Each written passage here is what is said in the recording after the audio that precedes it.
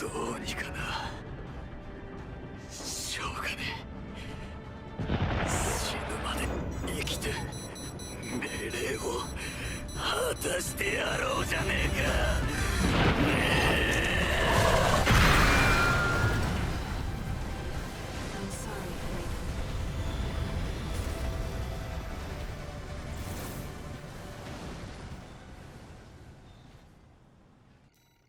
God, I love this game. Armored Core 6 Fires of Rubicon is a classic 5-star gaming experience, to the point where I've completed the game 3 times already within 2 days of its release. I know that's not healthy, just hear me out. This is my first Armored Core game I've ever played, and I won't lie, I was not expecting this game to be built as it was, especially when I heard the developers of this game were From Software.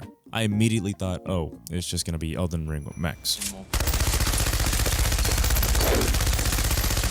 But here's the thing. It is nothing alike. I'm willing to bet that most players who bought Armored Core played a previous FromSoft title. Let me set things straight here by saying Armored Core 6 is not a Souls-like game. It's the continuation of the Armored Core franchise, which released like 11 years ago. To give some perspective on how long that was, I was still in my freshman year of high school, building a fan base that inherently loves mecha anime fights that are fast, agile, and with a load of in-depth customization. AC6 continues this trend with its classic arcade-style gameplay. The power fantasy of being a giant mech flying around the air with shoulder-mounted plasma guns, dodging thousands of missiles is showcased here front and center. And in a time where games just seem to be getting better and better, I'd recommend not to skip this one, as it's not too long or short of a game, with my first initial playthrough only taking 12 hours and my other 3 taking about 5 hours each. Are you sure about that? I can understand that some players won't have the same enjoyment playing Armored Core 6 as they did Elden Ring, since this couldn't be any more different than the Souls games, other than the challenging bosses, of course. It's Godfrey all over again, man, what the fuck?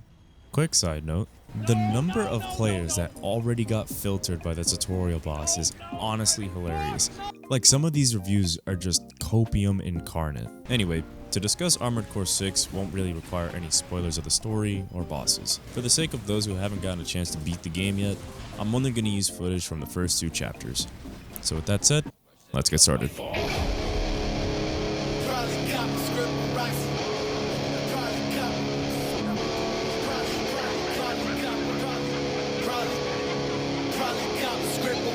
It's go time, 16.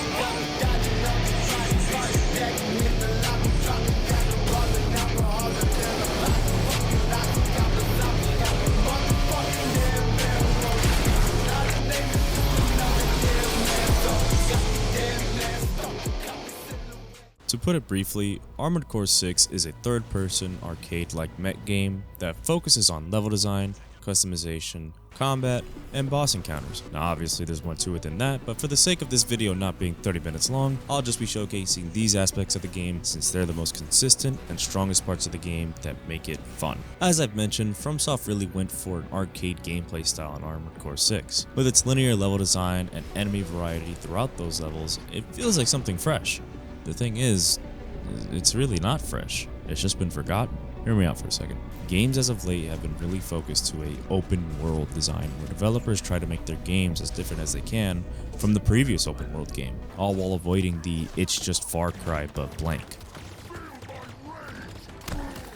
What I'm trying to get at here is that Armored Core 6 brings a nostalgic feel to games. That one more mission feeling before going to bed just can't be beat. Throughout Armored Core's levels, you're not really meant to explore, with it being a linear game and all, since throughout the levels you'll feel a sense of scale that is honestly a bit ridiculous. But these giant maps are actually warranted, since throughout all these levels you'll have opportunities to find hidden caches, data logs, and combat logs. Now it's nothing like Elden Ring's exploration, but I appreciate that it's there. Since the levels are still very linear, you're more likely to stumble across one of these 3 things than struggle to find it yourself. The fuck you doing here, nigga? Identify yourself. Who the fuck are you? Another thing I absolutely love about the level design here is the absolute consistency throughout each level. There are some missions where you'll be required to do almost the same thing you did a chapter ago, but on a new map. Other than that, each level has its own unique objective and story beats. I said earlier I'm not going to be spoiling any of the story for those who haven't completed the game yet, and I intend to do that. So with that said, I'm going to provide a minor spoiler here that I think is really interesting as it pertains to one of Chapter 1's missions. So skip here if you don't want to know anything that changes. During the mission Attack the Dam Complex, your objective is to destroy generators and deal a blow to the Liberation Front forces. Throughout the mission, you're allied with 2 other ACs, G4 and G5 from the Balaam Red Guns. Overall, a pretty fun mission, since towards the last generator, you and the Red Guns are able to fight a Liberation AC. However, on New Game Plus, whenever you reach this mission again, you're given an offer from the Liberation Front. Our request is simple. We want you to take out the 2 Red Guns. Our compensation will be double Balaam's offer, awaiting your response. Accepting this will mark you as an ally to all the Liberation forces for the rest of the mission. And after defeating the 2 Red Guns, you're rewarded with a lot more money than you would the first go around. What I love about this is the replayability it offers, since during the fight with the Red Guns, it feels significantly harder than the rest of the mission. And I think that's because the game at that point knows that you're experienced enough to deal with 2 ACs at once. Now don't get me wrong, not all of Armored Core's levels are perfect. I just enjoy how carefully crafted the missions are, with the checkpoints and proper moments, and the challenging enemy variety between them. Most of the early missions are pretty short, taking up to 5 minutes to complete, and the only objective within those missions are just destroying things. What I think is really great is how you can go back and replay those missions for ranking, telling you how effective you were on consuming your ammo and health kits used. Like, I'm basically on my 4th playthrough right now because I'm trying to get S rank on all the missions, and it's pretty tough. It's supposed to be a fucking RPG. What role am I playing? The fucking victim? All while the story is progressing in the background, and as you complete these missions, you earn money to then spend at the parts store to upgrade your AC. The fuck? Is this even where I buy? Get in line, buddy. Your AC will determine how effectively you can complete these missions, since one loadout won't really beat the whole game. Basically, you have the option of 2 primaries and 2 shoulder-mounted weapons, along with a variety of AC parts. You'll find that some parts won't work with others, either due to it being too heavy or your generator not producing enough power. I love how FromSoft designed these barrier elements as to maintain balance throughout the game and to make encounters force you to switch parts. If you watch my Elden Ring video, then you know how much I love creating builds in that game, looking on YouTube to try other builds. With Armored Core, I've learned that there is no best build. There will always be a different build that works on certain missions and some that don't work on others.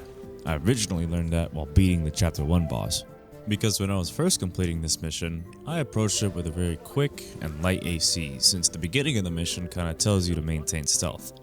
But once I approached the mid-level boss, I had to change parts to deal more effective damage, and once I completed that, there was the end level boss, which made me completely change my build just to sustain more damage with a higher energy burst weapon, since the boss has a giant annoying fucking shield that moves around way too goddamn much, like fuck you.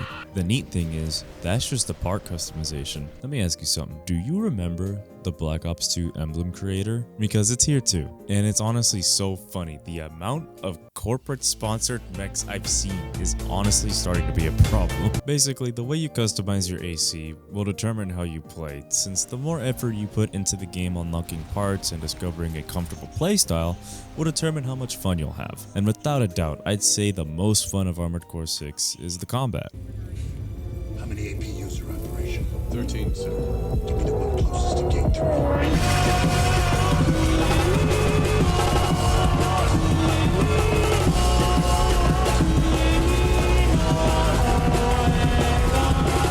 Because the combat here had me tapping on my keyboard like a goddamn piano, flying in the air to maintain the high ground while dodging incoming missiles and lasers, all while maintaining energy consumption and health kits remaining, making you feel like you need a second set of eyes, but thankfully the game tells you how many health kits or ammo you have remaining, so you're not caught off guard. Repair kits remaining. I should probably break down what this all means. Energy is basically the stamina bar of how many times you can dash, fly, and boost. The weapons are broken down into groups like explosive, kinetic, and energy, all serving purposes for different encounters with variations in between different ranges, enemy tracking, and overheating. It's like a chaotically organized dance of mayhem, as you do your best to effectively kill enemies while preserving resources. Thankfully, the lock-on feature here solves half the problem of aiming so that ammunition isn't wasted that much. I will say that feature is easier to maintain on controller, since the slightest move of the sensor on M and K will break the lock on. The one weapon choice I wish had more variety here were the melee weapons. Don't get me wrong, I think what we have in the game right now is amazing, with some of the better options being available in the late game. It's just that it's very difficult to build into a melee only loadout. I mean, you could do it, you just look like this.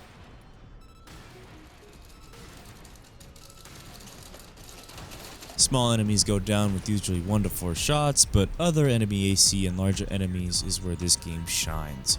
Instead of maintaining just damage output, you also have to pay close attention to the stagger bar, as once they're staggered, it's a huge opportunity to deal massive damage. The catch is, you can be staggered too. Kinda like a punishment to the player for not prioritizing movement. And where the movement is most important in my opinion is the PvP mode. Unlocked after completing Chapter 2, the PvP mode is a way for you to test your AC and your capabilities so far. Personally, I've only played 5 matches, but within those 5 matches, it's the most fun I've had so far. It really shows how truly skilled you are with your AC, and it tells you that you maybe need some more practice with some other weapons. It's very similar to the arena mode in terms of health kits and just a regular 1v1 mode. I haven't played much of the PvP, so if I missed anything, please leave it in a comment. Is it better to be feared or respected? And I say, is it too much to ask for both? With that in mind, I humbly present the crown jewel, Stark Industries Freedom Line. They say the best weapon is one you never have to fire. I respectfully disagree. I prefer the weapon you only have to fire once. That's how Dad did it, that's how America does it, and it's worked out pretty well so far. For your consideration, the Jericho.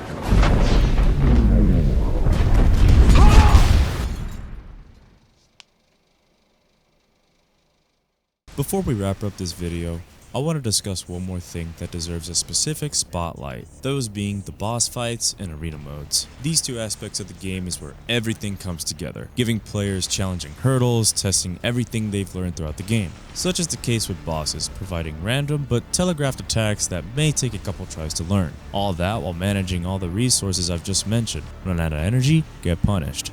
Use all your weapons at the same time and now they're all on cooldown, get punished. Get staggered? You get the idea.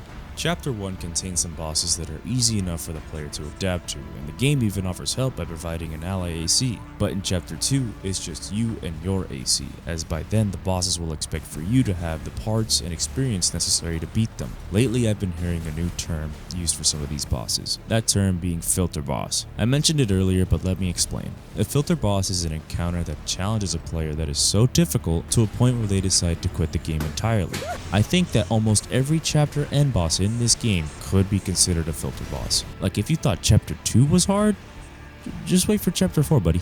And then you have the arena mode where you fight one-on-one against simulation ACs, and it's just really cool to see other mech designs and how they fight. It honestly made me consider using some of the weapons that they use for some of the story missions. And as you progress through AC6's story, more arena fights unlock and grant you OST points. OST points provide a permanent upgrade for your AC, like a damage mitigation and a really useful boost kick. Hey man, you need to sit your motherfucking ass. All this can be used throughout the game and even in the PvP mode. At the end of the day, Armored Core 6 is just fucking tight, with you having the ability to equip double chain guns with 2 giant tank cannons on your back to deal massive damage, using tank legs to bear all the weight of the heavy armor for the best AP, and just making shit generally just go boom.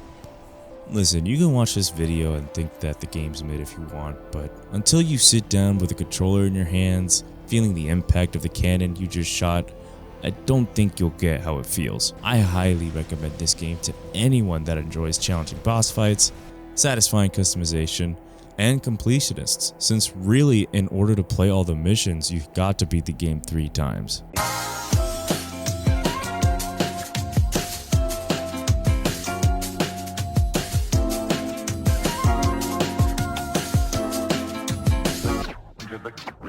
Alright, finally finished. Man, honestly, I didn't really think I'd be able to put a video out that quick, but hey, good job me. Oh damn, it's kinda late. Let me eat something before I go to bed. What the fuck? Hello? You think you can get away with what you did to me? Jesus Christ, dude, what are you doing at my house again? Is this your house? Do you remember buying it? Do you remember the dog you buried in the backyard? Do you even remember who you are? Brother, all I wanted was some cereal. You mean my cereal. I remember everything. What you did to me. It must be undone. Too bad it's the end of the video. What? No, wait. You all got it wrong. He's not the real